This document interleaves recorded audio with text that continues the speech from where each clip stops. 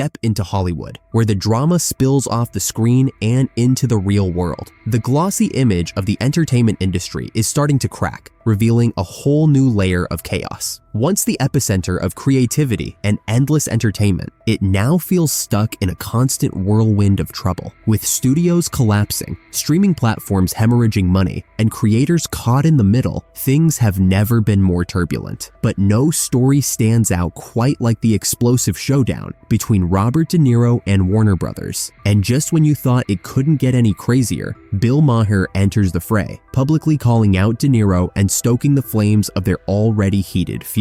So why is Trump winning? I mean, the New York Times poll this week came out, and maybe this will change it with the State of the Union address, but Trump was beating him rather soundly. It was quite a warning light, 48 to 43, also winning way more among women than he had before, winning outright Latinos. What do you attribute that to? I don't know. I just don't want to feel the way I did, and many of us don't, after the election in 2016, where we couldn't believe that it happened. The guy is a total monster. And anybody, I don't understand it. I guess they get behind that kind of logic. They want to fuck with people, screw them, because they're unhappy about something. He's such a mean, nasty, hateful person.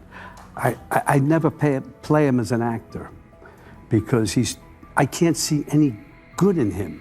Nothing.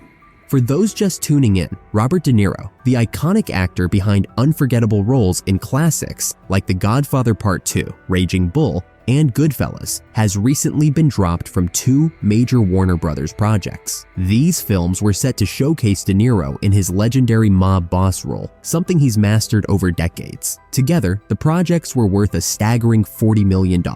But instead of bringing those characters to life, De Niro is now locked in a legal battle, accusing Warner Brothers of firing him unfairly due to his political views. At first, this looked like a typical Hollywood situation. Warner Brothers had cast De Niro for 2 roles tailor-made for his intense, commanding screen presence. With both films expected to draw large audiences, the studio was counting on De Niro's star power to deliver. His $40 million payday was a testament to his status as one of Hollywood's top-paid actors. But as with many Hollywood dramas, things took an unexpected turn. Out of nowhere, Warner Brothers announced they were cutting ties with De Niro, scrapping him from both films. For an actor of his caliber, this was a major shakeup. Naturally, rumors began to fly. Was it a contract dispute? Creative differences? The truth was far messier. De Niro quickly fired back, claiming he was axed for political reasons, accusing Warner Brothers of bowing to pressure from public figures and groups who opposed his outspoken views. De Niro has always been known for speaking his mind, and his bold political and social opinions have sparked both praise and controversy. Now, he's arguing that his willingness to voice his thoughts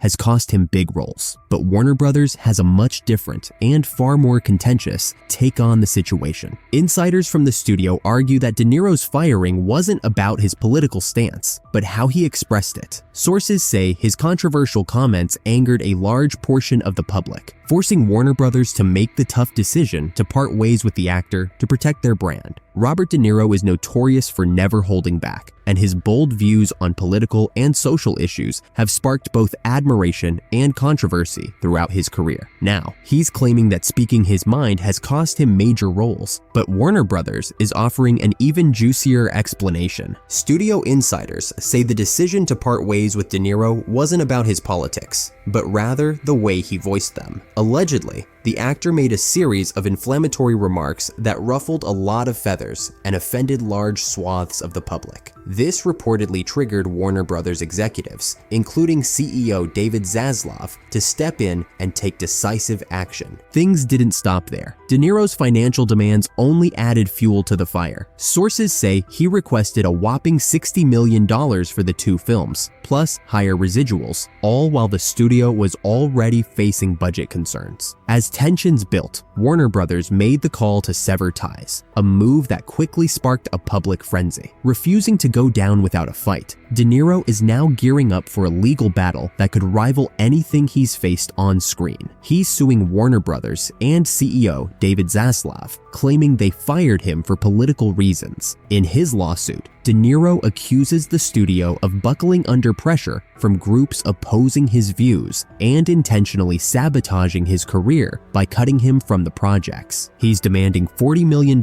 in damages, the same amount he was set to earn. Despite his claims, many legal experts and industry insiders think his case is shaky, suggesting it's more about saving face than securing a legal win. On the other hand, Warner Brothers is standing firm, insisting their decision was based on De Niro's controversial behavior and the professional risks it posed, not his political opinions. If the legal drama wasn't enough, De Niro is launching a full-blown PR campaign. He's lined up appearances on podcasts, radio shows, and talk shows, including The Howard Stern Show, to tell his side of the story. His mission? To cast himself as a victim of corporate censorship in an industry that he argues no longer tolerates differing opinions. Expect fiery speeches, pointed critiques, and emotional pleas as De Niro takes his fight into the public eye. Meanwhile, Warner Brothers is left dealing with the fallout. The two films De Niro was supposed to star in are now in serious jeopardy. One is facing massive budget cuts, and the other may be canceled entirely. Replacing an acting legend like De Niro is no easy task, and the studio is scrambling to save their investment. To add fuel to the fire, De Niro's former co-stars have been told by their agents and managers to steer clear of him, a classic Hollywood move when someone's reputation is in jeopardy. This isolation has only deepened De Niro's sense of betrayal and frustration. But De Niro's clash with Warner Brothers isn't just a personal spat. It's a reflection of the bigger issues shaking up Hollywood right now. The entertainment industry is in the midst of a massive upheaval, with streaming services upending traditional business models, public opinion gaining more power than ever, and studios walking a tightrope of potential controversy. Even A-listers like De Niro aren't immune to the fallout from their actions. For Warner Brothers, cutting ties with De Niro